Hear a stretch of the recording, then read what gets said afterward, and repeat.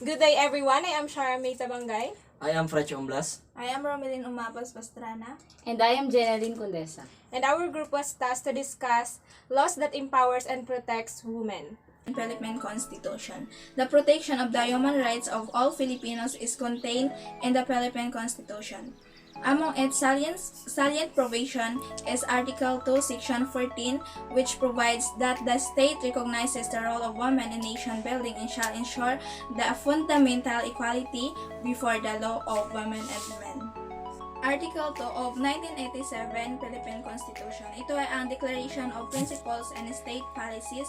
Ayon sa Article 2, everyone is entitled to all the rights and freedoms set forth in this declaration without distinction of any kind such as race, color, sex, language, religion, political or other opinion, national or social origin, property, birth, or other status.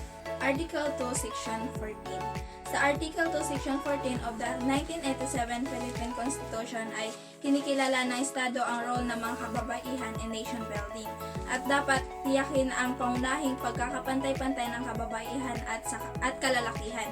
Dapat pangalagaan ng Estado ang mga kababaihang nagtatrabaho sa pamamagitan ng paglaan ng ligtas at nakakapagpalusog na mga kalagayan sa pagtatrabaho na nagsasaalang-alang ng kanilang mga gawain bilang ina at ng mga kaluwagan ng mga pagkakataon na nagpapatingkad sa kanilang ikagagaling at ikagiginhawa upang matamo ang kanilang ganap na potensyal sa paglilingkod sa bansa. So, ang Article 2, Section 14 ay tungkol sa women protection. Rape Victims Assistance and Protection of 1998 Republic Act 8505. The law provides assistance and protection to rape victims established for the purpose a rape crisis center in every province and city and authorizes the appropriation of funds for establishment and operation of the rape crisis center. So, yung Republic Act number 8505 ay mayroong 11 sections. Section 1, the act shall be known as the Rape Victims Assistance and Protection of 1998 Republic Act number 8505. The law provides assistance and protection to rape victims established for the purpose a rape crisis center in every province and city and authorizes the appropriation of funds for the establishment and operation of the rape crisis center. So, ang Republic Act number 8505 ay mayroong 11 section. Section 1, this act shall be known as the Rape Victim Assistance and Protection of 1998. Section 2, Declaration of Policy. Section 3, Rape Crisis Center. Section 4, Duty of the Police Officer. Section 5, Protective Measures. Section 6, Rape Shield. Section 7, Appropriation. Section 8, Implementing Rules and Regulation. Section 9, Separability Clause. Section 10, Repealing Clause. And Section 11, Effectivity. Republic Act 7877, or also known as Anti-Sexual Harassment Act of 1995. This act was approved on February 14, 1995 and became effective on March 5, 1995. An act declaring sexual harassment unlawful in an employment, education, or training environment. An act of demanding, requesting, or requiring from a people to another, katanggap-tanggap man o hindi, which is committed by an employer, professor, trainer, any person who having authority or influencer. Sexual harassment is an abusing power relation para humingi, magsagawa ng sexual harassment sa mga empleyado, trainees, o maging sa estudyante. Sexual harassment can be expressed through action, verbal and non-verbal. Paano nga ba nangyayari sa employment ang sexual harassment? It is between boss and the employee. Halimbawa, nag-apply ka ng trabaho.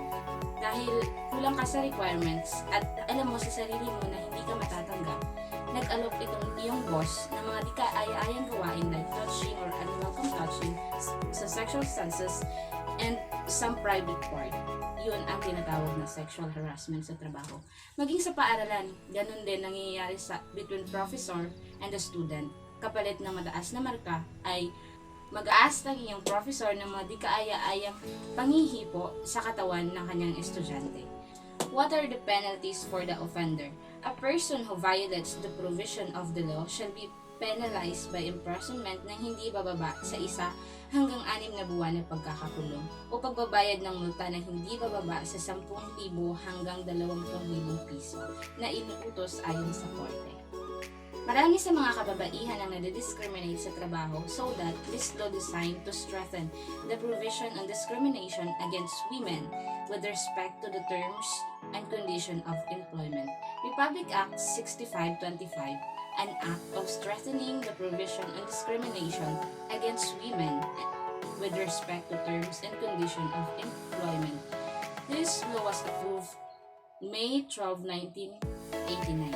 Ang batas na ito ay nakapaloob sa Article 135 of the Labor Code, na kung saan ito ay nagpoprotekta and nag-empower sa mga kababaihan sa trabaho. This law aims at equal opportunity and treatment, non-discrimination, vocal guidance, and training. Ang pagkakaroon ng pantay na pagtrato between male and female in terms of promotion. Anti-Mail Order Bride Law, RA 6955. This law declares unlawful the matching of Filipino mail order brides to foreigners. It is illegal to operate any matchmaking services with the intention of matching up Filipino ladies and foreigners for the purposes of marriage. The Anti-Mail Order Bride Law are to protect the ladies of the Philippines from exploitation. Layunin ng batas na ito ang bigyan ng proteksyon ang mga Pilipina na kabilang doon sa mga kababaihan na kung saan tratuhin sila ay isang uri ng kalakal, kung saan sila ay ipinaparehas sa mga banyaga bilang kanilang magiging asawa. Sino man ang mapatunayang lumabag sa alinman sa mga probisyong nabanggit ay maaaring maparusahan ng pagkakakulong ng bababa sa 6 na taon at 1 araw, subalit hindi lalampas sa 8 taon at pagbabayad ng multa na hindi bababa sa 80,000 piso. Hindi higit sa 20,000 kapag ang lumabag sa batas na ito ay isang dayuhan. Matapos na siya ay makapagsilbi sa kanyang sentensya, siya ay agarang madideport at habang buhay na hindi makakabalik sa Pilipinas. So, sa pagpasa ng Republic Act RA number 6955 o mas kilala sa titulong Mail Order Bride Law, inihahayag ng estado na labag sa batas ang gawaing parehang Pilipina para ipakasal ito sa banyaga sa pamamagitan ng mail order basis. Ang pulisya ng batas na ito ay pasiguraduhan at bigyan ng garantiya na tamasahin ng mamayan ang descending paraan ng pamumuhay. Nang dahil dito ay pinasisiguruhan ng Estado na bigyan ng proteksyon ang mga Pilipina upang ay hindi mapagsamantalahan ng dahil lamang sa kagustuhan nilang maging maayos ang kanilang pamumuhay. Anti-Rape Law of 1997, Republic Act of 8353, an act expanding the definition of the crime of rape, reclassifying the same as a crime against persons, amending Republic Act of 3815, Revised Penal Code. Article 335, the rape through sexual intercourse. The contact of the male penis with the woman's vagina and referred to as rape by sexual intercourse. Penetration, even partial or slightest penetration is enough. Proof of emissions is not necessary, even if the attacker's penis merely touched the external portions of the female genitalia. Circumstances under which rape is committed by using force or intimidation. It is possible that a man may rape his own wife or his live-in partner, an act deemed as martial rape. The penalty for rape in general may apply on the offender who commits martial rape. The law considers that any person, whether a prostituted person or woman, non-virgin or one who has an active sexual life, may be victimized by rape. The force or violence necessary in rape is naturally a relative term, depending on the age, size, and strength of the parties and their relation to each other. Reclusion perpetua, imprisonment from 20 to 40 years, is imposed on the offender if rape is committed through sexual intercourse. Here are some of the types of rape. Statutory, sexual activity in which one of the individuals is below the age of consent. Incest, sex act that happens between people who are closely related. Spousal rape, involving a person's partner or previous partner. Acquaintance rape happens between two people that know each other. RA 9262, the Anti-Violence Against Women and Their Children Act of 2004. This act was signed by former President Gloria Macapagal Arroyo noong March 8, 2004. This law was enacted to address the prevalence o yung pagiging common ng violence against women and their children, or yun na nga yung BAUSI, by their intimate partners. Children refers to those below 18 years of age or older, but still ay hindi nila kayang pangalagaan ang kanilang mga sarili. So sila man ay legitimate child or illegitimate, but sila ay under the care of that woman. So ano nga ba yung violence against women and their children? Sinasabi din na it refers to any act or series of acts na kinocommit ng isang intimate partner, yan man ay husband, live-in partner, boyfriend or girlfriend, as long as meron kayong dating or sexual relationship. Ang violence, ito ay against a woman who is his wife or former wife. Kung may asawa o dating asawa, woman, kung saan ang offender ay merong sexual or dating relationship, or pwede din sa isang babae kung saan ang offender ay may common child. At ganun, ito man ay legitimate or illegitimate. So, what are the acts covered by RA 9262? Or paano nga ba natin masasabi na ang mga acts na ito ay violence at nagbabiolate na sa anti-violence against women and their children? So, meron itong mga types of violence. Ito ay ang physical, sexual, psychological, and economic. Pag sinabi natin physical, syempre from the word physical, it includes bodily or physical harm. Directly na sinasaktan ng offender ang isang babae o ang kanyang mga anak. Kapag sexual violence naman, ito ay syempre sexual in nature na kinocommit against a woman. Ito ay maaring rape, sexual harassment, treating a woman or her child as a sex object, o yun yung pag-subject ng isang woman at ng kanyang anak sa prostitution. Pwede rin dito ang physical attacking the sexual parts of the victim's body, forcing him or her to watch obscene publications, or forcing the woman and her child to do indecent acts, or yung pino-force ng offender ang isang woman or ang kanyang anak na gawin ang mga bagay na labag sa kanyang kagustuhan. Psychological violence naman ay ang mga gawain na nagkukos ng mental or emotional suffering doon sa biktima. Pwede doon ang pagkontrol o ang pag-restrict sa movement o sa mga galaw at mga gawain ng isang babae. Ganun din ang public ridicule or humiliation, o yung pamamahiya sa isang babae in public. Ganun din ang physical harm on oneself for the purpose of controlling the woman's actions or decisions. Or kagaya ng papakamatay ako kapag hindi mo ginawa ang bagay na ito. Part din ng psychological violence ang causing or allowing the victim to witness the physical or sexual abuse of the member of the family. Ganon din ang pagkukos ng distress sa isang babae at sa kanyang anak. Kasama na din yung stalking o yung pagsunod sa isang babae or sa kanyang anak pwedeng in public places na nagkukos na sa kanya ng or meron ng mental effects sa kanya. peering in the window or lingering outside the residence, destroying the property and personal belongings. Sa economic violence naman, it attempts to make a woman financially dependent upon her abuser.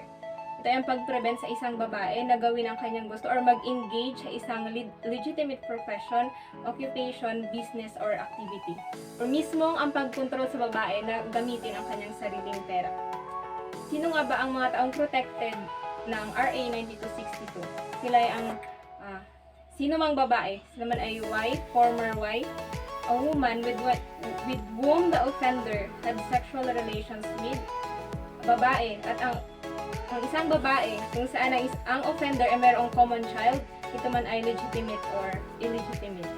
Is vowsy committed by men alone?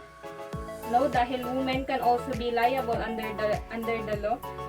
And sila yung mga lesbian partners or girlfriends or ang mga former partners ng mga victim kung saan sila ay nagkaroon ng sexual or dating relationship. At sino nga ba ang pwedeng mag-file ng complaint under RA 9262? Ang sino mang mamamayan na mayroong personal knowledge sa mga nangyayari involving the commission of the crime ay pwedeng mag-file ng complaint dahil ang violence against women and their children ay kinokonsidera bilang isang public crime. So saan nga ba pwedeng mag-file ng mga kaso? Sa Regional Trial Court, also designated as family court of the place kung saan ang crime ay naganap. So what are the penalties under RA 9262? Offenders that are proven in court to be guilty of the crime shall be penalized with imprisonment ranging from 1 month and 1 day to 20 years, payment of 100,000 pesos to 300,000 pesos in damages. Ang isa pa sa mga RAs na patungkol sa women ay ang RA 7192 or ang may title na Women in Development and Nation Building Act. Pinopromoted ang integration of women as full and equal partners of men in development and nation building and for other purposes. Ito ay na-approve noong February 12, 1992. Declaration of Policy ng Section 2, sinasabi nito na nare-recognize ng state ang role ng women sa nation building at ine-ensure ang fundamental equality before the law of women and men.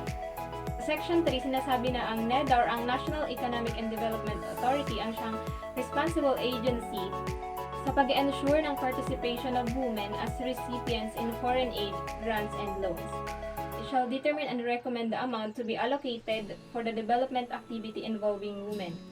So Section 4, which is the mandate, the NEDA, with the assistance of the National Commission on the Role of Filipino Women, shall ensure that the different government departments, including its agencies and instrumentalities, which directly or indirectly affect the participation of women in national development and their integration therein. Sa Section 5 is sinasabi or tinutukoy ang equality and capacity to act. Women of legal age, regardless of civil status, shall have the capacity to act and enter into contract, shall in every respect to be equal of that men under similar circumstances. So, simula sa Section 6 hanggang Section 8, binabanggit itong equal membership in clubs, admission to military schools, and voluntary pag-ibig, GSIS, and SSS coverage. So, sa alin man doon ay meron dapat equality between women and men. Section 9 ay more on sa pag-discuss ng implementing rules kung saan ang NEDA in consultation with different government agencies concerned shall issue rules and regulations as may be necessary to the effective implementation of Sections 2, 3, and 4 of this Act within 6 months. Section 10 and Section 11 is all about compliance reports, separability clause, and 12 is repealing clause, or the provisions of Republic Act number 386, otherwise known as the Civil Code of the Philippines as amended, and of EO number 209 known as the Family Code of the Philippines, and all laws, decrees, executive orders, proclamations, rules, and regulations inconsistent herewith are hereby repealed. Section 13 is all about effectivity clause, or the rights of women and all the provisions of this act shall take effect immediately upon its publication. And it was approved on February 12, 1992.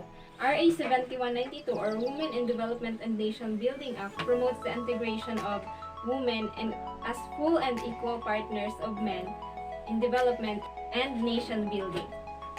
Another one is the Magna Carta of Women or the RA 9710.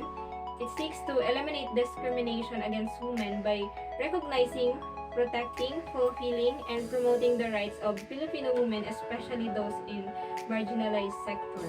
So, nakasenter ang Magna Carta of Women sa pag-eliminate ng diskriminasyon against sa mga babae sa pamamagitan ng pagkilala, pag-protect, at pag-fulfill, ganun din ang pag-promote ng karapatan ng bawat Filipino woman, especially doon sa mga nasa marginalized sector.